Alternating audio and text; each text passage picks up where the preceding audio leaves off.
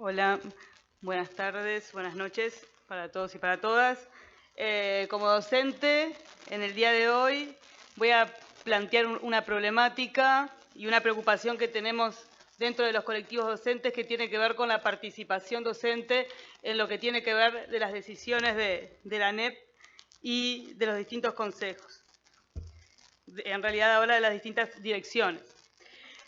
En primer lugar, destacar el espíritu de los docentes y las docentes de nuestro país, que tanto en la cotidiana, en el día a día, formamos parte de lo que son las instituciones educativas de forma activa, siempre dispuestos a dar una mano a niños, niñas, gurises, adolescentes, para que puedan tener las mayores posibilidades en sus estudios. También cómo ha aportado los docentes y las docentes de nuestro país en lo que es la creación de la pedagogía nacional. Podemos nombrar a Gesualdo Sosa, Reina Reyes, Julio Castro, Miguel Soler, un montón de docentes que han participado con la acción y el pensamiento en muchísimas cuestiones que tienen que ver con la pedagogía y con la acción en la educación de nuestro país. También a los docentes en una lucha constante para una mejor democracia y una mayor participación, hasta las épocas más oscuras de nuestro país.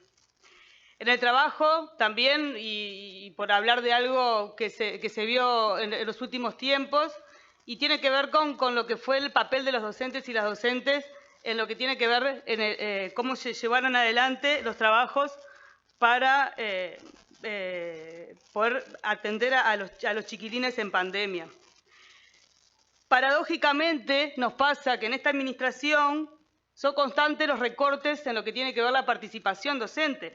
Por un lado tenemos lo que ha sido la instalación de la LUC, y en este sentido, en uno de los artículos que modifican la Ley de Educación, se eliminan los consejos de primaria, de secundaria, de educación técnica, y esa visión del equipo docente dentro de ese consejo, que aportaba desde la práctica y los territorios, daban cuenta a las autoridades de lo que estaba pasando y formaban parte de ese proceso de creación de la educación. Era, de alguna forma, una co-creación, si bien faltaba, en este momento estábamos retrocediendo un montón.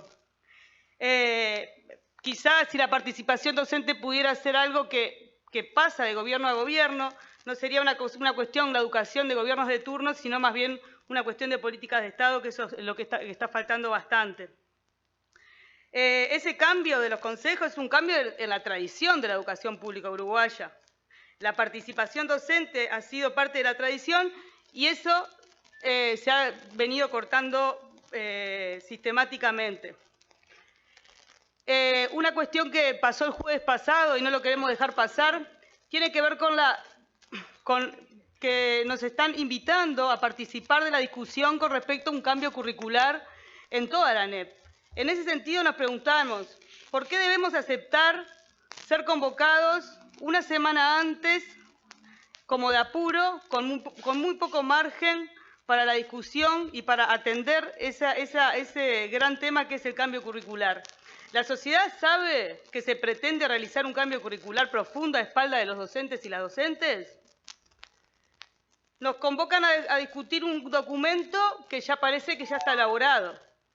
En ese sentido, estamos hablando de una reforma curricular donde la instancia de participación permitida para los docentes ha sido con muy poco tiempo para el estudio del material y con una fecha totalmente arbitraria, donde se dan esa ATD, esa Asamblea Técnico Docente, se da aparte de forma simultánea en todos los subsistemas, cosa que no nos deja participar a los docentes en todos los lugares donde trabajamos.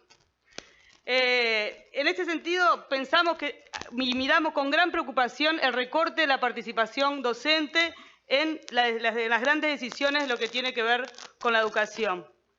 Nos preguntamos también qué pasará con las horas docentes de secundaria y de educación técnico-profesional en el marco de una reforma curricular, porque ellos tampoco tuvieron tiempo para discutir sobre estos temas.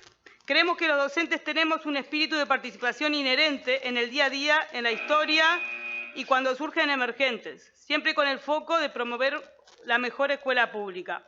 Una pena inmensa que esta administración insista en apagar nuestra voz, reflejo de nuestra reflexión e intercambios. Solicito que mis palabras sean enviadas a la comisión número 5 de esta Junta Departamental y a las comisiones de educación de todas las juntas departamentales y al Congreso Nacional de Ediles. Muchas gracias, señor presidente.